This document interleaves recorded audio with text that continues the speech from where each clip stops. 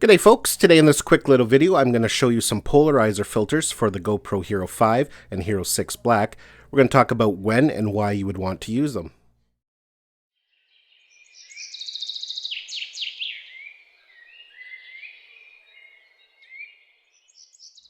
So I've got two polarizer filters here. This one is by Sandmark and this one is by Polarizing.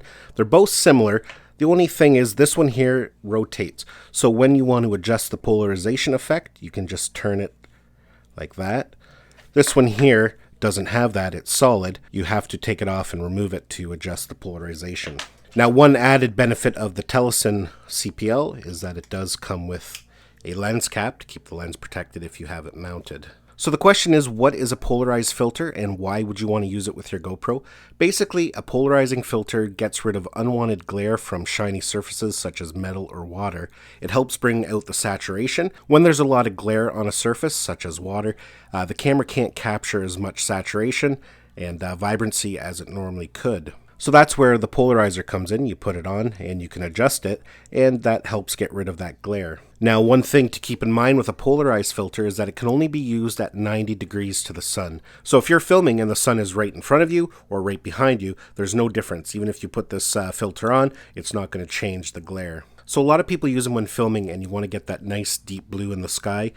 Cutting out the glare helps you pull out the colors. It also is useful when filming water. Water can give off a lot of glare. In the right situation, it can actually make the water transparent, like if you're filming a river or a pond and there's a lot of glare on the water. Putting one of these on will actually make the water transparent so you can see right down to the bottom and give you a nice effect. So let's just take a quick look at an example here. Here I am at a beach and I'll turn the dial, and you can see as I'm turning it the water loses its reflection and it makes it a nicer deeper blue. So you can see in a situation like this how that would be very beneficial. You know, you can adjust it. Now, like I said, you have to be at the right angle to the sun in order to have the effect that you want. If you're a person who films or takes photos of cars, car shows, that can be really beneficial. On a bright sunny day, you got a lot of reflective surfaces and it's hard to get the actual color of the car, the detail of the car. By cutting out the glare, you can get a much nicer picture. And yeah, I'll just show you an example here. My desk is not super shiny, but it does have a bit of a sheen to it. So I'm going to pull a light down to make it look a little more shiny. So as you can see here, we have a bit of a shiny reflective area right here. And not a big deal, but there's those times where you just don't want that. So all you can simply do is add a CPL. And as you can see there, it gets rid of that. So that works on water, reflective surfaces like glass, metal, any kind of shiny objects. Even if you're photographing plants and gardens, or videoing I should say, it works for both video and photography. Just by putting that CPL, plants have a reflective surface. Sometimes the leaves can be very shiny and can take away the saturation, and you just don't get a nice vibrant picture that you really want to try and get. I'll just show you quickly how they go on here. So this is the one that does not have the rotating lens, and basically it just pops on like so. When you buy it, it comes in a nice little carrying case like that, and it actually has a little Allen key and little screws there that screw into the bottom. I don't know if we can see that there, that little hole right there.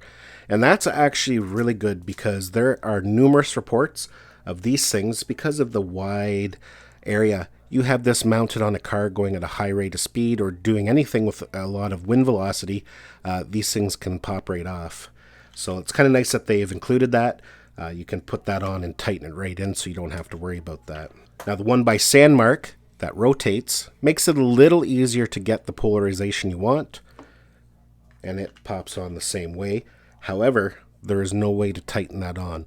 It's on there fairly securely, but as you can see, you get a lot of wind velocity behind that. It could fly off, so keep that in mind. And depending on how you're going to be using it, if you want one that is going to stay secure, I would definitely go with the Polarizing. So I've used them both thoroughly, and they give similar results. I wouldn't say one is better than the other. This one, the Polarizing one, is a little bit cheaper. I'll throw the prices up on the screen here so you can get a feel of how much they cost. But there's not a lot of difference in quality. This one, the one by Sandmark, has the nice feature of just being able to turn the dial to set your polarization, whereas this one you have to pull off and turn. And, but it also comes with the feature of being able to lock it down. So depending on what you're going to be doing with it, would help dictate which one is the best for you. The Teleson one, like I said, also comes with a lens cap, so that's also a nice little feature.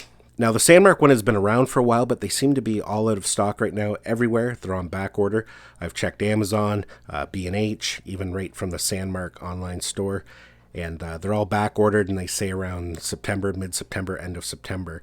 So I will update the links down below once they are available. Now, the Teleson one is readily available right now, so I'll include a link down in the description for it if you want to check it out further, and I will include the Sandmark one once it becomes available for purchase. And I just want to point out that the links will have my affiliate ID embedded into them, so if you purchase them from Amazon, I will get a small commission. Now, that doesn't affect the way I review my products, and I do appreciate if you do purchase one of these or anything from Amazon if you use one of my affiliate links to purchase it. It's a great way to support my channel if you enjoy my videos without having to spend any money, and it helps me continue making reviews and bringing products to you for you to explore. Well, folks, that's it for my video. Thanks a lot for watching. Hopefully you found this video useful if you were in the market maybe for a polarizer filter, or if you weren't quite sure what they are or how to use them. Give this video a thumbs up if you enjoyed it. Don't forget to subscribe to my channel so you don't miss any of our upcoming videos, and we'll see you in the next one.